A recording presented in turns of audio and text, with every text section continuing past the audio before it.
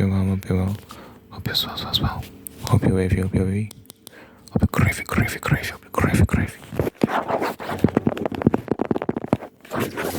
So I want to read the story of Samson and Delilah. So how about we just get into it? One day, Samson went to Gaza where he saw a prostitute.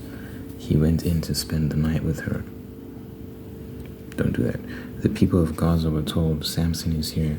So they surrounded the place and lay in wait for him all night at the city gate. They made no move during the night, saying, at dawn, we'll kill him. But Samson lay there only until the middle of the night. Then he got up and took hold of the doors of the city gate, together with the 2 posts, and tore them loose, bar and all. He lifted them to his shoulders and carried them to the top of the hill that faces Hebron. So it seems like he was being trapped by the Philistines. The Philistines were the ones who were after him, just to give you context. And they surrounded the city he was in, and they said, we'll wait.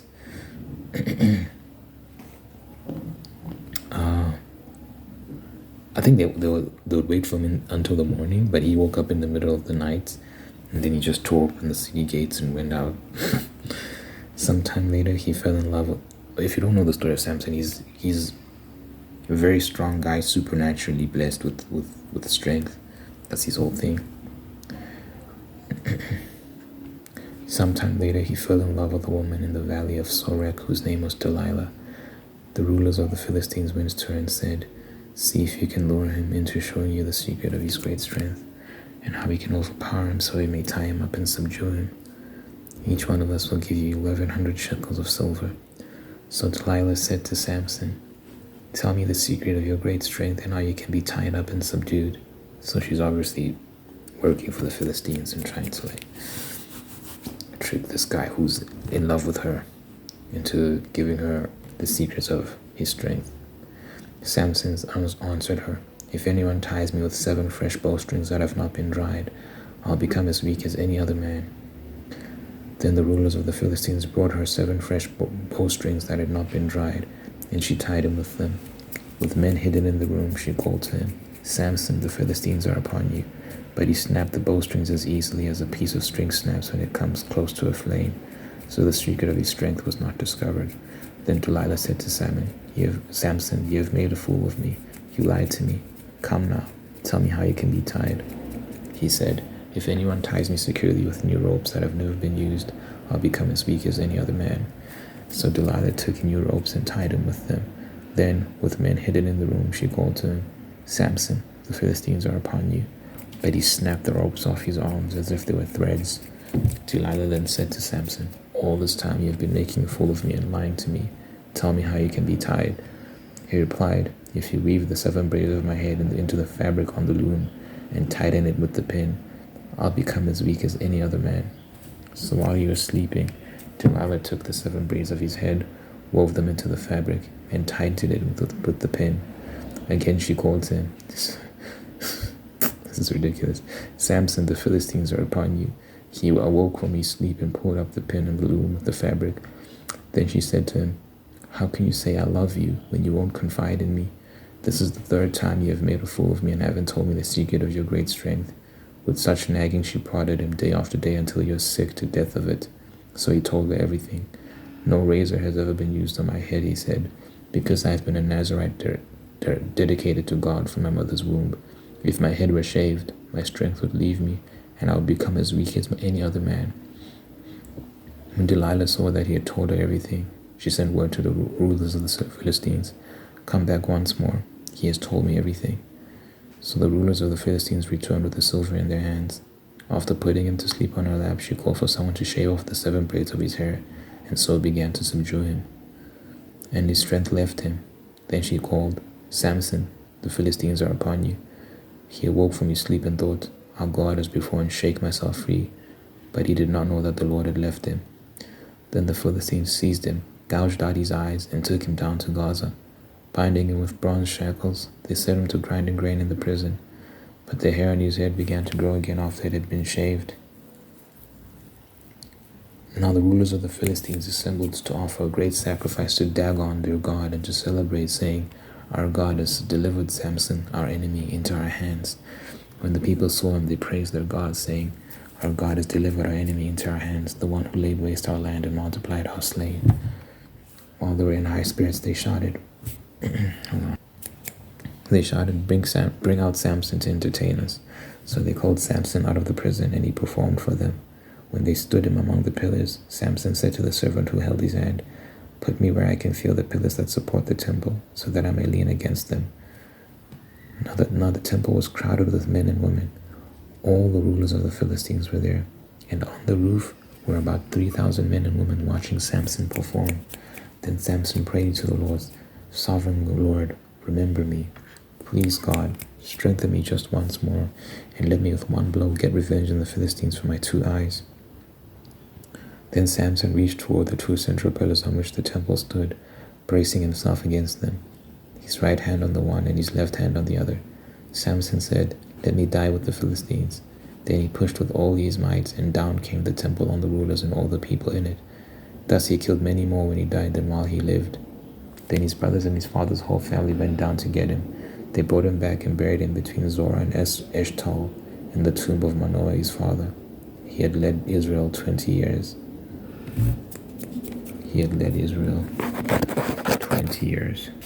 Okay. So there's actually a lot to unpack with this story. But the main thing is, obviously this guy was in love with Delilah, right? This is a leader, he was leader of Israel, and a man of God, and he's out here going to brothels and laying with prostitutes and doing all sorts of things, and just going to the wrong places, finding himself in very precarious situations. And with Delilah in particular, I think she was of the nation of his enemies, if I'm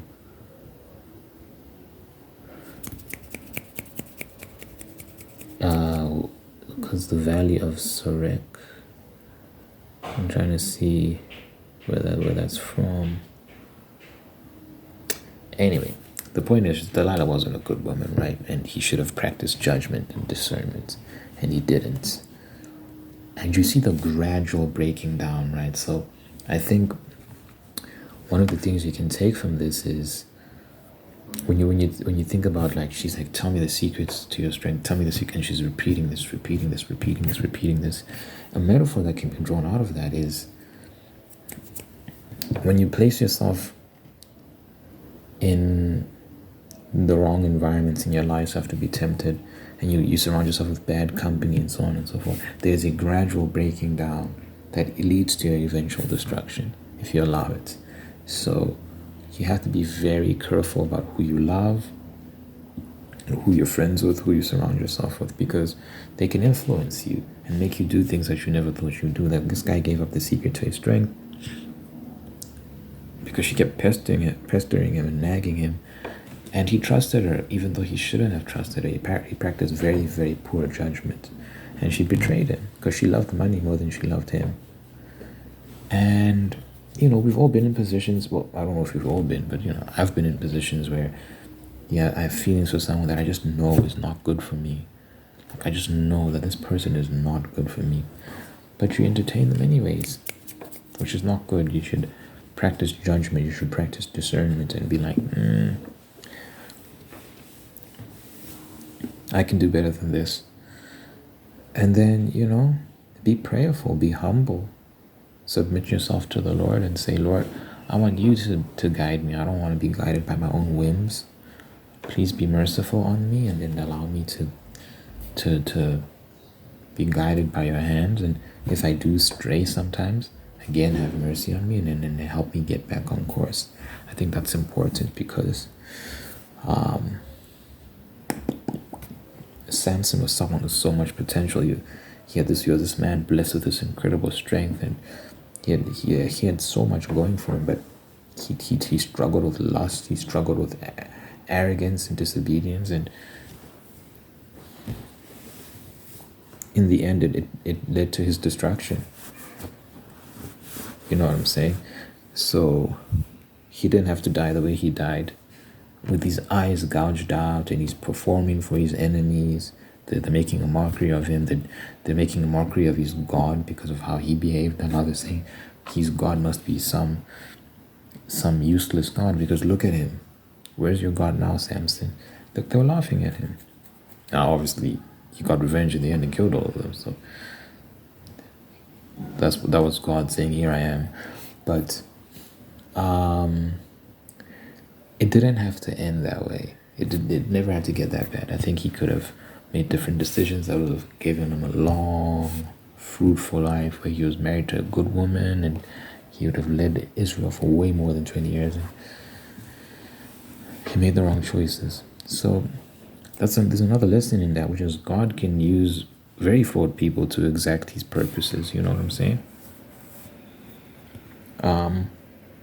And Samson was in a Philistine prison, eyes gouged out, weak, at the mercy of his enemies, and God forgave him and blessed him with the strength he needed to overcome his enemies. So God doesn't forsake us. If we humble ourselves and apologize and just come back to him, he can help us. But it's very important for everyone to practice judgment and keep your eyes open, be vigilant, be aware of who has your best interests at heart, who are the people that actually love you and support you and want you to do well in life, and who are the people that are just using you. It doesn't matter how good they make you feel, it doesn't matter how funny they are, it doesn't matter how cool they are. Who actually has your best interest at heart? Align yourselves with those people. Who actually is helping you progress and do better in life? Align yourself with those people. Find like-minded individuals who bring the best out of you and bring you closer towards your purpose, bring you closer towards God, that sort of stuff, and you'll flourish. Samson was doing the opposite of that. Samson was just pursuing hedonism, out here going to brothels, hanging out with shiesty women, Delilah, and it got him killed. Don't do that. Stay close to God and stay close to the people that love you, and you'll be fine. I think that's the message of this story, if you sum it up. So yeah, I hope you got value out of that. I really do. Let me know what you think in the comments. Like and subscribe, all that good stuff. But yeah, more importantly, let me know what you think in the comments. I'd love to know your interpretation of the story. But yeah, I like to pray at the end of my videos just to impart peace and blessing, all that good stuff. So, dear God, thank you for this person watching this right now. Thank you for making them whole and unique and guiding them on a path towards peace, prosperity, and purpose. Thank you for blessing this individual with wonderful people in their life who love them and take care of them, bring the best out of them. Thank you for maintaining the ones that are there to do the same thing. Thank you for blessing this person with the spirit of gratitude so they can give thanks for all the wonderful, wonderful things in their life, and they can just be aware of those things. And by giving thanks, they can find peace and contentment and attract even more blessings. Let your presence be felt in this person's life so they know that you're God, that you're real, that you're bringing the best out of them, that you're loving them, that you're just there for them. Good health, long life, and happiness over this person and everyone they care about in your mind. And I pray in your mind, and I pray in Jesus, and I pray in Jesus, and I pray.